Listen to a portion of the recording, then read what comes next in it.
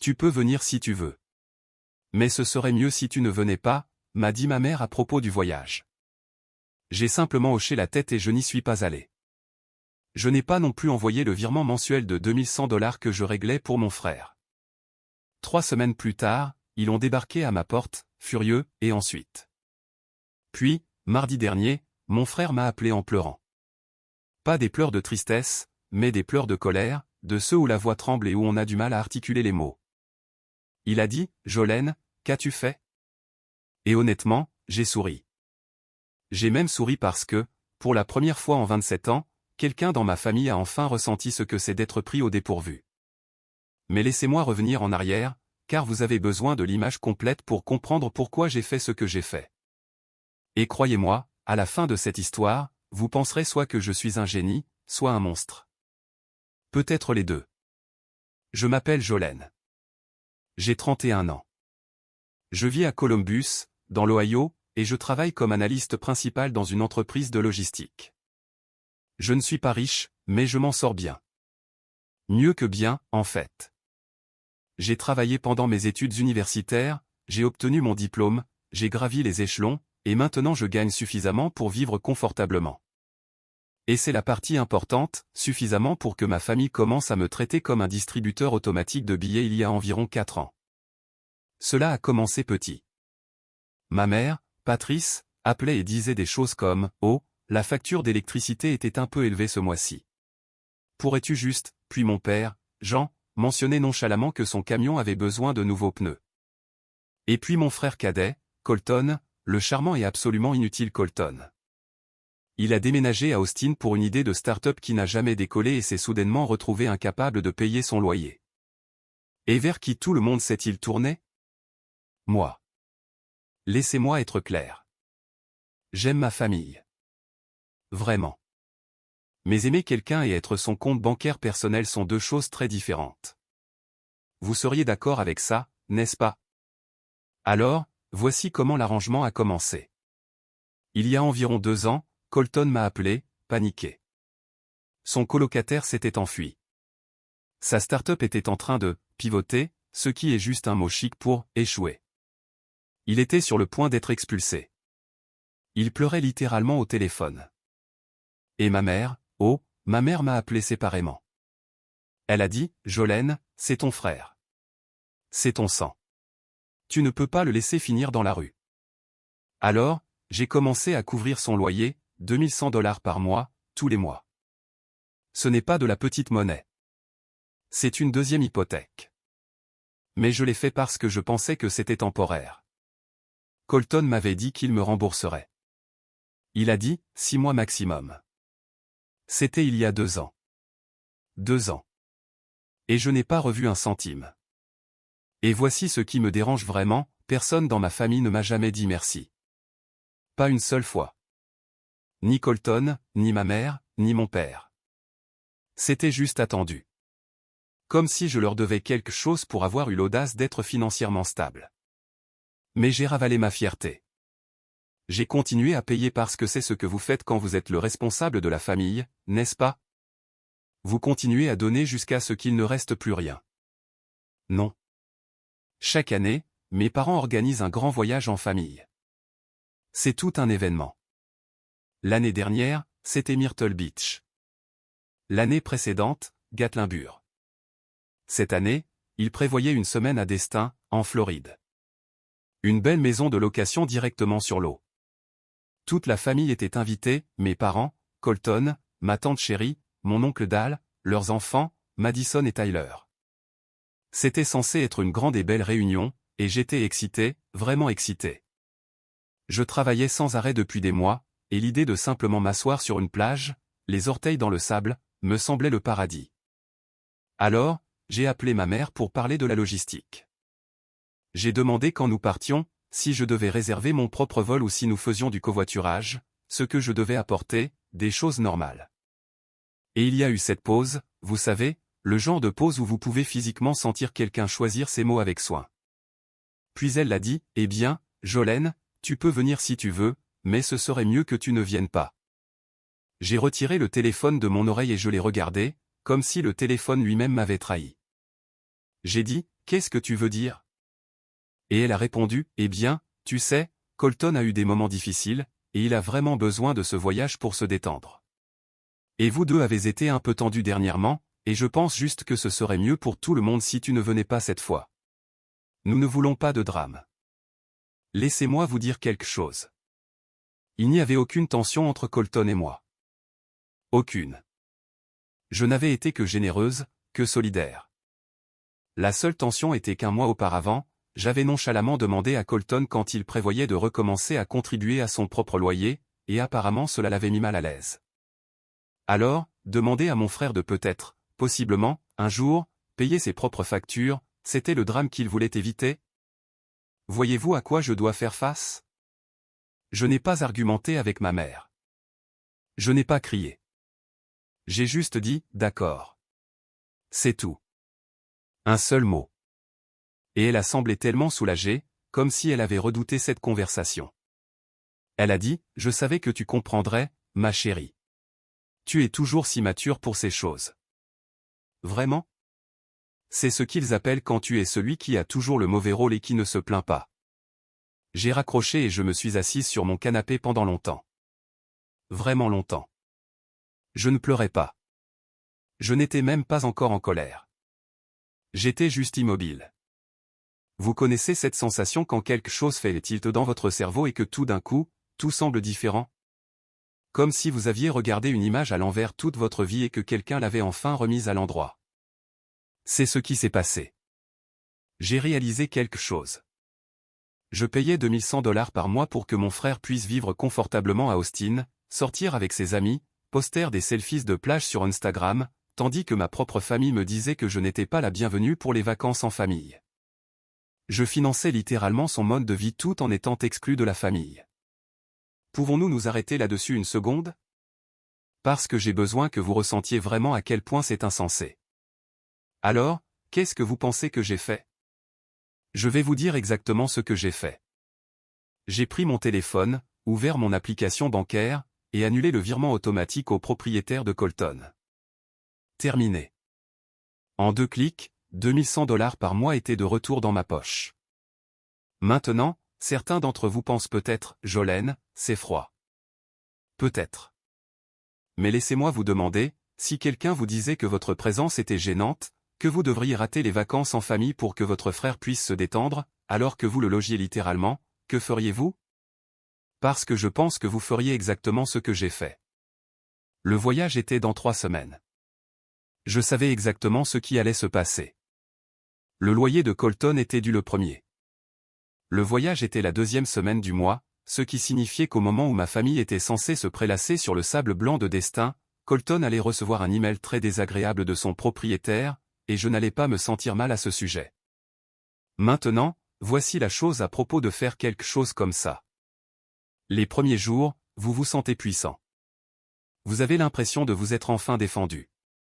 Mais ensuite, vers le 4e ou 5e jour, la culpabilité commence à s'installer. Non pas parce que vous aviez tort, mais parce que toute votre vie, vous avez été entraîné à vous sentir coupable chaque fois que vous vous faisiez passer en premier. Quelqu'un d'autre connaît ce sentiment?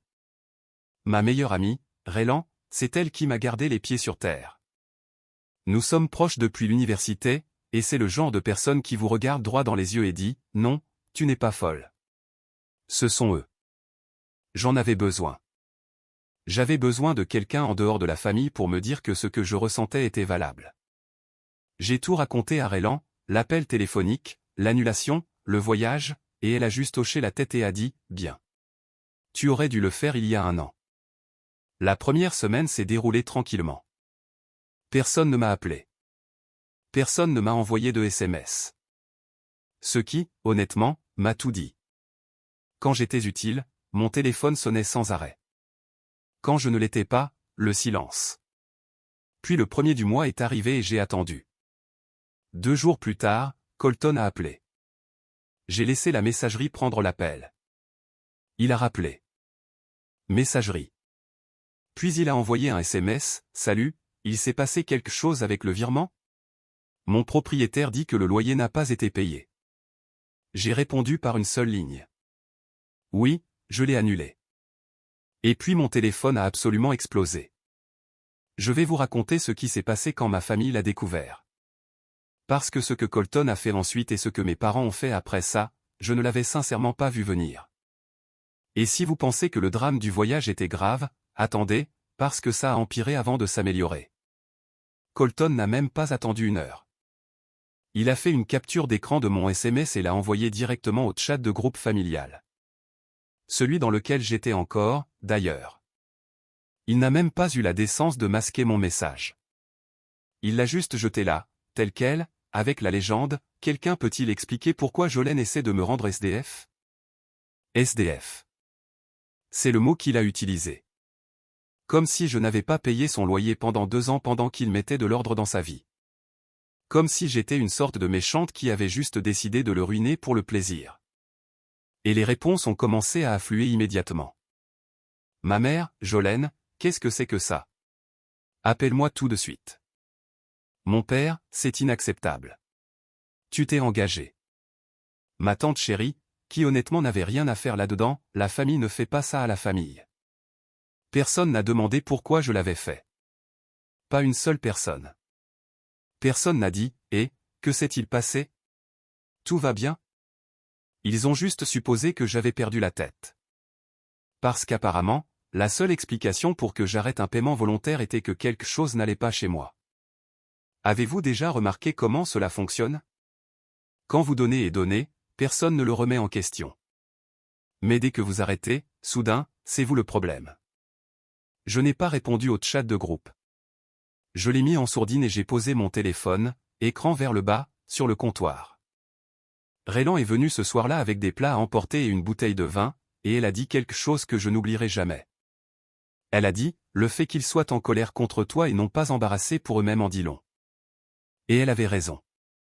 Mon frère était un homme adulte, 28 ans, et son premier instinct quand le loyer n'est pas apparu comme par magie sur le compte de son propriétaire a été de rapporter à maman et papa. Pas de trouver une solution, pas de trouver un emploi, mais de rapporter. Pensez-y un instant. Le lendemain matin, ma mère a appelé. J'ai répondu cette fois, car honnêtement, j'étais prête. J'avais bu mon vin. J'avais dormi. Et j'étais calme. Dangereusement calme. Elle a commencé par « Jolene Marie, je t'ai mieux élevé que ça. » J'ai dit « Mieux que quoi, maman ? » Mieux que de me défendre. Et elle a dit, je cite, « Tu sais, ton frère est dans une situation fragile en ce moment. Il essaie de se trouver. Tu ne peux pas juste lui retirer le tapis sous les pieds. Se trouver à 28 ans avec mon argent, à mes frais. Alors que je ne suis pas invité au voyage en famille. » J'ai dit, « Maman, tu m'as dit de ne pas venir à destin. Tu as dit que ce serait mieux que je ne vienne pas. Te souviens-tu de ce silence? Tu m'as dit que ma présence serait un problème. Que Colton avait besoin de se détendre. De quoi, exactement? Du stress de me faire payer ses factures. Encore du silence. Puis elle a fait ce qu'elle fait toujours. Elle a dévié. Ça n'a rien à voir avec ça, Jolene. Le voyage et le loyer sont 2 choses distinctes. Le sont-ils, vraiment? Parce que, de mon point de vue, c'était très la même chose. J'étais assez bonne pour financer la famille, mais pas assez bonne pour en faire partie. Accepteriez-vous cela? Je lui ai dit, j'ai fini de payer le loyer de Colton. C'est un adulte. S'il a besoin d'aide, il peut me le demander lui-même, respectueusement, et nous pourrons avoir une conversation, mais je ne serai pas le distributeur automatique de la famille tout en étant l'exclu de la famille. Elle m'a raccroché au nez. Mon père a appelé 20 minutes plus tard. Jean est un homme plus calme. Il laisse généralement ma mère parler, mais quand il s'exprime, il va droit au but avec la culpabilité. Il a dit, « Ta mère est très en colère. J'espère que tu es heureuse. » J'ai dit, « Je ne suis pas heureuse, papa. Je n'ai pas été heureuse depuis longtemps. » Et personne ne semblait s'en soucier tant que mon argent continuait de couler. Il n'a pas eu de réponse à cela. Il a juste dit, « Tu dois arranger ça. » Et il a raccroché. Arranger ça. Comme si c'était moi qui avais cassé quelque chose. Pendant la semaine suivante, je n'ai eu de nouvelles de personne, sauf par des posts passifs agressifs dans le chat de groupe familial. Ma mère a partagé une citation disant « La vraie famille reste unie dans les bons et les mauvais moments ». Colton a posté une photo de lui, l'air triste, avec la légende « Quand les gens en qui vous avez confiance vous laissent tomber ». Ma tante chérie, encore une fois, ce n'était pas ses affaires, a commenté avec 3 émojis pleurant et un cœur. Pendant ce temps, je suis allé travailler. J'ai préparé le dîner. Je suis allé à la salle de sport. J'ai regardé un très bon documentaire sur les créatures des grands fonds marins. La vie a continué. Et honnêtement, avoir ces $2100 supplémentaires sur mon compte était incroyable. Je ne vais pas faire semblant que ce n'était pas le cas. Raylan continuait de prendre des nouvelles. Elle m'envoyait des SMS comme « Toujours debout ?» Et je répondais « Toujours debout ». Elle a été mon rock pendant tout cela, et je ne sais sincèrement pas ce que j'aurais fait sans elle. Puis vint le voyage. Ils y sont vraiment allés. Ils sont allés à destin sans moi. Et tout le temps, ma mère publiait des photos sur Facebook comme si tout était parfait. De grands sourires, des maillots de bain assortis, des dîners au coucher du soleil. Colton était sur chaque photo, souriant comme s'il n'avait aucun souci au monde. Ma cousine Madison était là. Tyler était là. Tante Cher et oncle Dal, toute la bande, tout le monde sauf moi. Et sous l'une des photos, un cliché de groupe sur la plage. Ma mère a écrit « Rien n'est plus important que la famille ». J'ai fixé cette légende pendant longtemps. Puis j'ai liké. Juste un simple j'aime, pas de commentaire. Parce que parfois, la chose la plus mesquine que vous puissiez faire est d'agir comme si vous étiez complètement indifférent. Mais je n'étais pas indifférente. Je veux être honnête avec vous à ce sujet. Cela m'a fait mal de les voir tous ensemble, sachant qu'on m'avait spécifiquement demandé de ne pas venir. Cela a piqué. Même quand vous savez que vous avez fait la bonne chose, cela ne fait pas toujours du bien. Le voyage s'est terminé un dimanche. Le mardi suivant, exactement 3 semaines après avoir annulé le virement, ma sonnette a retenti. C'étaient les 3, ma mère, mon père et Colton, debout sur mon porche à Columbus, Ohio, comme une sorte d'équipe d'intervention. Ma mère avait les bras croisés. Mon père avait les mains dans les poches. Et Colton se tenait légèrement derrière eux, comme un enfant qui a été envoyé au bureau du directeur, mais qui a amené ses parents en renfort. J'ai ouvert la porte et j'ai dit « Je peux vous aider ?» Ma mère m'a dépassé, littéralement poussé, pour entrer chez moi et a dit « Nous devons parler de cette situation, car elle a dégénéré. » J'ai fermé la porte et je me suis appuyé contre elle. Je ne me suis pas assise. Je ne leur ai pas offert d'eau. Je suis juste resté là et j'ai attendu. Mon père a commencé « Jolene, ton frère est sur le point d'être expulsé.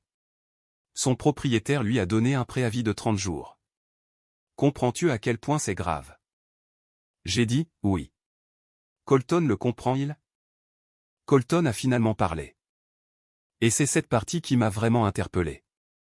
Il a dit « Je pensais que tu tenais à moi. » Pas « Merci pour 2 ans de loyer. » Pas « Je suis désolé de ne jamais t'avoir remboursé. » Pas « Je comprends pourquoi tu es en colère. » Juste « Je pensais que tu tenais à moi. » Comme si je lui devais mon argent comme preuve d'amour. Je l'ai regardé et j'ai dit « Colton, j'ai tenu à toi toute ta vie. Je t'ai donné plus d'argent que la plupart des gens ne gagnent en un an, et en retour, je n'ai même pas été invité au voyage en famille. Alors, ne reste pas dans ma maison à remettre en question si je tiens à toi. » C'est là que ma mère a explosé. Elle a commencé à crier chez moi, dans mon salon. Elle a dit que j'étais égoïste, que je déchirais la famille, que j'avais toujours été difficile. Et que c'était juste le dernier exemple en date. Elle a ressorti des choses d'il y a des années, la fois où je n'étais pas rentré pour Thanksgiving en 2019, la fois où j'avais été en désaccord avec elle à propos du lieu de mariage de ma cousine Madison. Des choses aléatoires qui n'avaient rien à voir avec le sujet. Et mon père est resté là. Il ne l'a pas arrêté. Il n'a pas dit « Patrice, calme-toi ». Il a juste regardé. Mais voici la partie qui a tout changé. Parce que ce coquin de n'avait réalisé, c'est que je n'étais pas la seule à voir ce qui s'était passé ensuite. Et la personne qui est entrée au pire moment, cela a tout fait basculer dans une direction que personne n'attendait. Je vais vous dire exactement ce qui s'est passé. Et honnêtement, je n'arrive toujours pas à croire que ça se soit déroulé comme ça. Ma mère était en plein milieu d'une phrase, le doigt pointé vers moi, la voix à plein volume, quand ma porte d'entrée s'est ouverte. J'avais oublié que j'avais donné une clé de rechange à ma cousine Madison quelques mois plus tôt, quand elle était passée par Columbus pour une conférence de travail. Elle m'avait envoyé un SMS ce matin-là pour dire qu'elle voulait passer la déposer et la rendre, mais avec tout ce qui se passait, j'avais complètement oublié. Madison est entrée, tenant un café et un petit sac cadeau. Elle m'avait apporté une bougie de destin, si vous pouvez y croire, et elle s'est figée. Debout dans mon couloir, regardant sa tante Patrice me crier dessus dans mon propre salon, tandis que Jean restait là comme une statue et que Colton se cachait derrière eux deux. Personne n'a bougé pendant environ 5 secondes. Ça a semblé durer 5 heures. Puis Madison a dit, très doucement, « Qu'est-ce qui se passe là ?» Ma mère s'est retournée et a immédiatement changé de ton. Vous savez, certaines personnes peuvent faire ça en un clin d'œil. Une seconde, elle criait que je détruisais la famille. La seconde d'après, elle souriait et disait, « Oh, Madison, ma chérie, nous avions juste une discussion en famille. » Une discussion en famille. C'est ce qu'on appelle ça. Madison m'a regardé. Je n'ai rien dit. Je n'avais pas besoin de le faire. Mon visage disait tout. Et Madison, que cette femme soit bénie. Elle a posé son café et son sac cadeau et a dit, « Tante Patrice, je vous entendais depuis l'allée. » Ce n'est pas une discussion. Ma mère a essayé d'en rire. Oh, vous savez comment sont les familles. C'est juste les émotions qui montent. Mais Madison ne l'a pas accepté. Elle a regardé Colton et a dit, « Qu'est-ce qui se passe ? » Sérieusement ? Et Colton, qui avait à peine dit un mot depuis la phrase, « Je pensais que tu tenais à moi », a soudainement retrouvé sa voix. Il a dit, « Jolene m'a coupé les vivres. Elle m'aidait avec le loyer et elle a juste arrêté sans prévenir. » Madison s'est tournée vers moi. « Est-ce vrai ?» J'ai dit, « C'est vrai. Je payais 2100 $ par mois pour son loyer pendant 2 ans, et puis maman m'a dit de ne pas venir au voyage en famille parce que ma présence pourrait déranger Colton. J'ai décidé que si je n'étais pas assez de la famille pour partir en vacances, je n'étais pas assez de la famille pour payer ses factures. » Madison a cligné des yeux. Puis elle a regardé ma mère et a dit, « Tu lui as dit de ne pas venir à Destin. » Le visage de ma mère est devenu rouge. Pas rouge de colère. Rouge de gêne. Parce que voici le truc avec ma tante Chérie et ma mère, ce sont des sœurs, et Chérie parle de tout à Madison. Mais apparemment, personne n'avait dit à Madison la vraie raison de mon absence à Destin. Il lui avait dit que j'étais trop occupé par le travail. Trop occupé par le travail. C'était l'histoire officielle. Madison a sorti son téléphone et a appelé sa mère, là, dans mon salon. Elle a mis le haut-parleur. Elle a dit, « Maman, savais-tu que tante Patrice a dit à Jolene de ne pas venir à Destin ?» La voix de tante Chérie était cristalline. Elle quoi? Et c'est là que le véritable effondrement a commencé. Ma mère a essayé de prendre le téléphone. Elle a réellement essayé de le prendre des mains de Madison. Madison a reculé et a dit, « Non, nous allons en parler. » Tante Chérie a dit, « Patrice, est-ce vrai? Tu as dit à cette fille qu'elle ne pouvait pas venir. » Ma mère a bégayé. Elle a vraiment bégayé. Elle a dit, « Ce n'était pas comme ça, chérie. J'ai juste suggéré que ce serait peut-être plus facile si plus facile pour qui ?» Chérie l'a interrompu. « Cette fille paie le loyer de Colton depuis combien de temps? Et tu lui as dit qu'elle n'était pas la bienvenue. Patrice, as-tu perdu la tête? » Je suis resté là, écoutant ma tante me défendre. Et je ne vais pas mentir, mes yeux se sont humidifiés parce que pendant 2 ans, j'ai cru que personne ne voyait ce qui se passait. Je pensais que tout le monde acceptait que j'étais la bête de somme de la famille qui devait donner sans fin et ne rien attendre en retour. Mais Chérie l'a vu. Dès qu'elle a eu toutes les informations, elle l'a vu. Mon père a essayé d'intervenir. Il a dit, « C'est entre nous et Jolene. Ce n'est l'affaire de personne d'autre. » Et Madison, 24 ans, que je gardais quand elle était petite, a regardé mon père droit dans les yeux et a dit, « Oncle Jean, si vous allez avoir cette dispute dans le salon de Jolene avec la porte déverrouillée, ça devient l'affaire de tout le monde. » Honnêtement, j'avais envie d'applaudir. Ma mère s'est assise sur mon canapé. Elle n'a pas demandé la permission. Elle s'est juste assise. Et pour la première fois, elle a semblé petite. Pas en colère, pas juste petite. Elle a mis ses mains sur ses genoux et a regardé le sol. Colton était debout près de la fenêtre, les bras croisés, l'air de vouloir disparaître. Et mon père balançait son poids d'un pied sur l'autre, comme il le fait toujours quand il est mal à l'aise. J'ai tiré une chaise de ma table à manger et je me suis assise en face de ma mère. J'ai dit, « Maman, j'ai besoin que tu m'écoutes. Vraiment. Écoute-moi. Pas comme quelqu'un qui est difficile. Pas comme quelqu'un qui est égoïste. Juste, écoute-moi. » Elle n'a pas levé les yeux, mais elle a hoché la tête. J'ai dit, pendant 2 ans, j'ai donné tout ce que je pouvais à cette famille. J'ai payé le loyer de Colton sans manquer un seul mois. J'ai envoyé de l'argent pour le camion de papa, pour vos factures d'électricité, pour des choses dont je ne me souviens même plus. Et je l'ai fait parce que je vous aime, tous. Mais quelque part en chemin, mon amour s'est transformé en obligation. Et quand je ne pouvais plus rien donner, quand je voulais juste me montrer en tant que Jolene, pas le portefeuille de Jolene, tu m'as dit de rester à la maison. Le menton de ma mère a commencé à trembler. J'ai dit, ça a brisé quelque chose en moi. J'ai besoin que tu le saches. La pièce était complètement silencieuse. Même Chéri au téléphone n'a pas dit un mot. Puis Colton a fait quelque chose que je n'attendais vraiment pas. Il s'est assis par terre, directement sur le sol de mon salon, a mis sa tête dans ses mains et a dit, « Je suis désolé. » Pas de façon dramatique, pas de façon performative, juste doucement, comme si ça lui était resté coincé dans la gorge pendant longtemps et que c'était finalement sorti. Il a dit, « Je n'aurais jamais dû laisser ça durer si longtemps. Tu m'aidais et je l'ai pris pour acquis. Je me suis dit que tu allais bien parce que tu ne te plaignais jamais. Mais ce n'était pas juste. Rien de tout ça n'était juste pour toi. Savez-vous depuis combien de temps j'attendais d'entendre ces mots ? » Mon père s'est assis à côté de ma mère. Il n'a rien dit pendant un moment. Puis il s'est éclairci la gorge et a dit, « Je te dois des excuses aussi, Jolene. J'aurais dû dire à ta mère que ce qu'elle a dit à propos du voyage était faux. Je savais que c'était faux quand elle l'a dit, mais je n'ai rien dit, et c'est de ma faute. » Ma mère pleurait maintenant. Pas les larmes bruyantes et dramatiques, les larmes silencieuses. Celles qui viennent de la réalisation que vous avez fait une erreur que vous ne pouvez pas annuler avec de simples mots. Elle m'a regardé et a dit, « Je ne sais pas quand j'ai commencé à te traiter comme si tu nous devais quelque chose, mais je l'ai fait. Et j'en ai honte. » Ce mot, honte. Il m'a frappé plus fort que tout ce qu'elle aurait pu dire d'autre.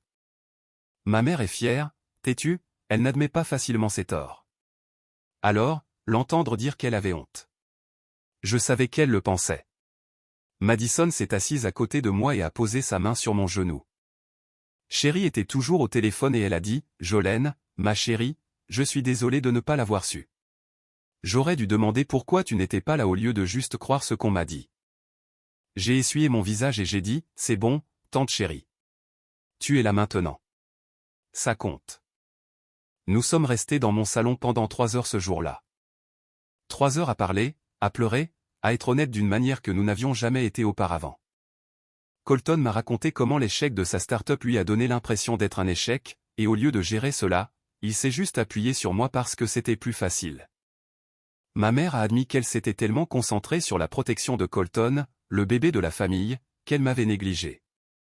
Mon père a admis qu'il évitait les conflits à tout prix et qu'il laissait ma mère prendre des décisions qui nous affectaient tous sans jamais s'y opposer. Ce n'était pas joli. Ce n'était pas une scène de film où tout le monde s'embrasse et la musique s'intensifie. C'était désordonné, inconfortable et honnête, mais c'était réel. Après que tout le monde soit parti, je suis resté seul dans mon salon pendant un moment. La bougie que Madison m'avait apportée était toujours dans son petit sac cadeau près de la porte. Je l'ai ouverte. Parfum sel marin et bois flotté. Je l'ai allumée et je suis restée assise, sentant l'océan que je n'avais jamais pu visiter. Dans les semaines qui ont suivi, les choses ont commencé à changer. Colton a trouvé un emploi, un vrai emploi. Il travaille dans les opérations d'un centre de distribution à Austin. Et il m'a dit la semaine dernière qu'il avait élaboré un plan pour me rembourser. Pas tout d'un coup, mais mois par mois. Je lui ai dit que je n'allais pas le forcer, mais il a insisté. Il a dit, « Je dois le faire pour moi, pas seulement pour toi. » Cela signifiait plus pour moi que l'argent ne le pourrait jamais. Ma mère m'appelle tous les dimanches maintenant, non pas pour demander quoi que ce soit, juste pour parler. Elle m'a parlé d'un livre qu'elle lisait. Il a posé des questions sur mon travail. Elle a dit qu'elle était fière de moi. Elle ne l'avait jamais dit auparavant. Pas une seule fois en 31 ans. Et l'entendre pour la première fois, c'était comme se tenir au soleil après un très long hiver. Mon père m'a envoyé un SMS la semaine dernière. Juste 4 mots. Je t'aime, gamine. J'en ai pas un adepte des SMS. Il sait à peine utiliser son téléphone. Alors ces 4 mots, ça aurait pu être un roman. Et Madison. Madison et moi sommes plus proches que jamais. Elle prend de mes nouvelles. Je prends des siennes. Elle a dit l'autre jour quelque chose qui m'a marqué. Elle a dit, tu m'as appris qu'il est normal d'arrêter de donner quand donner commence à te faire du mal. Je vais me souvenir de ça. Je ne sais pas si tout est parfait. Je ne pense pas que les familles soient censées être parfaites, mais nous parlons maintenant. Vraiment. Pas les choses superficielles. Pas le genre de communication, passe le sel. Le vrai genre. Celui où l'on dit la chose difficile parce que l'on sait que ça compte. Je ne paie plus le loyer de Colton. Il paie le sien. Et honnêtement, je pense que c'est la meilleure chose que j'ai jamais faite pour lui. Non pas parce que j'ai économisé de l'argent, même si c'est agréable. Mais parce que je l'ai enfin traité comme l'adulte qu'il est censé être, et il a relevé le défi. Si vous êtes là, en ce moment, à faire face à quelque chose comme ça.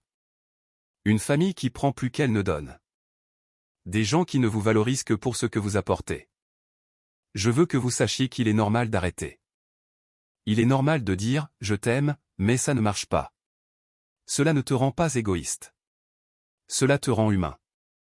Et parfois, les gens qui te font du mal ne réalisent même pas qu'ils le font. Parfois, ils ont besoin d'un électrochoc. Parfois, ils ont besoin que tu annules le virement, que tu fixes la limite, que tu te tiennes dans ton propre salon et que tu dises « cela a brisé quelque chose en moi ». Parce que c'est comme ça que commence la guérison. Pas avec le silence, pas avec le fait de donner plus, mais avec l'honnêteté. Je m'appelle Jolene. J'ai 31 ans. Je vis à Columbus, dans l'Ohio. Et pour la première fois depuis longtemps, j'ai l'impression que ma famille me voit vraiment. Pas ma paix. Moi. Si cette histoire vous a touché, j'aimerais beaucoup en entendre parler. Laissez un commentaire. Dites-moi ce que vous en pensez. Que vous soyez d'accord avec ce que j'ai fait, que vous l'auriez géré différemment, que vous ayez vécu quelque chose de similaire, je lis tout et honnêtement, vos mots comptent plus que vous ne le savez. Si vous avez apprécié cela, laissez un like. Cela aide plus que vous ne le pensez. Et si quelque chose n'a pas bien fonctionné, c'est bon aussi. Dites-le moi. Je veux tout entendre. Merci d'être resté avec moi tout au long de cette histoire. Vraiment, ça compte énormément.